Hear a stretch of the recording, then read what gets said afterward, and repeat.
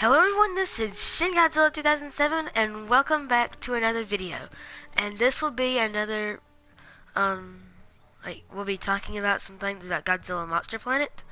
I watched it yesterday, which was January 17th, and as you might know, this video could contain some major spoilers, so if you don't already know that a giant Godzilla comes out of the ground at the end, then leave right now.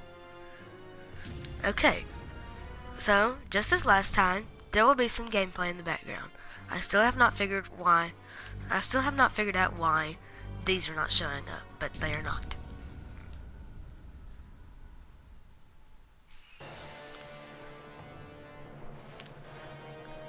So, first thing, they did not show Godzilla until pretty far in the movie. And it was, I don't really know what I thought about that. I mean, they talked more about the planets and the ship, but I liked the Monster Planet dragons. I called them Godzilla's little soldiers. I mean, I know they probably weren't, but that's just what I called them.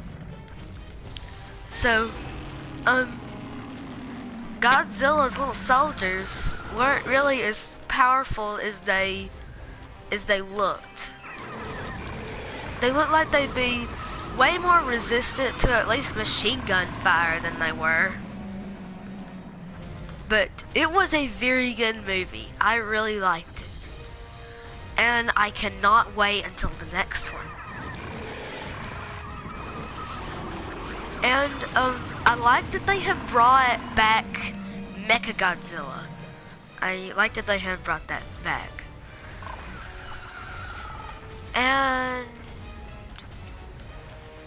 But one thing about this movie is that you see more of his shield and atomic breath than you do any other attacks, except for the huge one. You see him slap his tail, and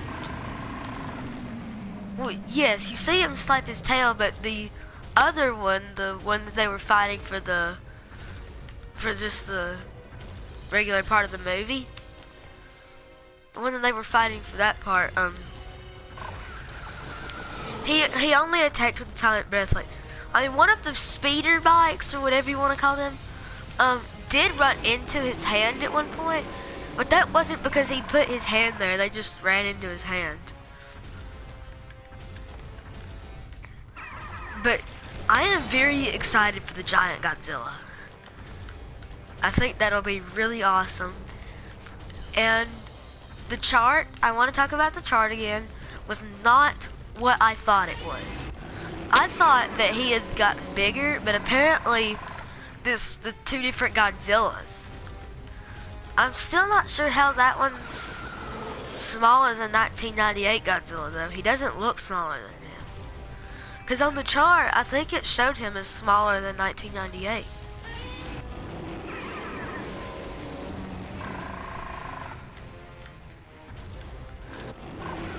Yeah, and I have turned the game volume down some so you can hear what I'm saying a little better, but I'm not sure it's working too well because it still sounds just as loud.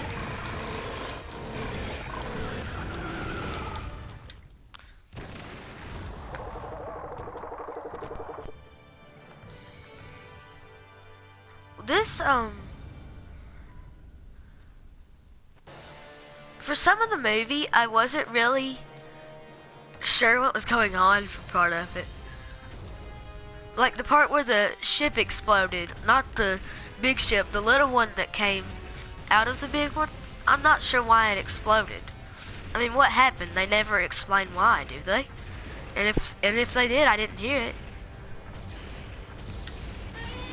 And since this movie was just on Netflix, I'm gonna explain how to overdub it on Netflix. So if you have an Apple TV, which I have, you're going to have to, if you have the remote I have, you're going to have to swipe down on the remote to get the options to pop up.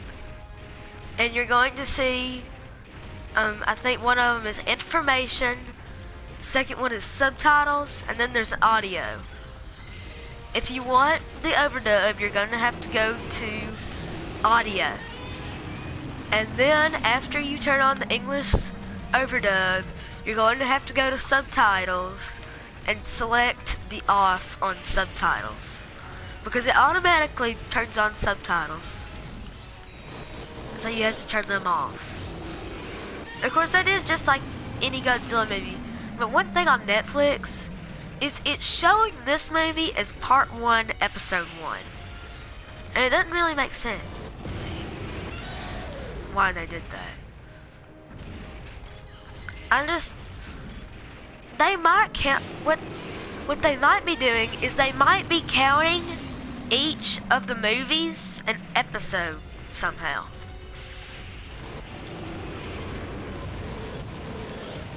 Because they probably don't want them in separate things. They're gonna have like the collection, the entire collection. But they don't really have another way to set that up unless they do it as an episode.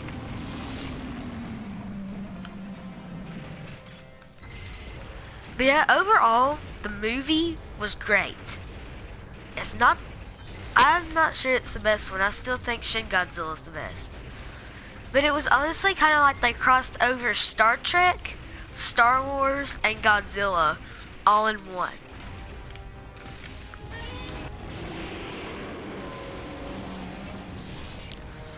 And they kind of brought back the Godzilla 2001 idea, you know, where they put missiles in him and they drilled and they were supposed to explode on the inside.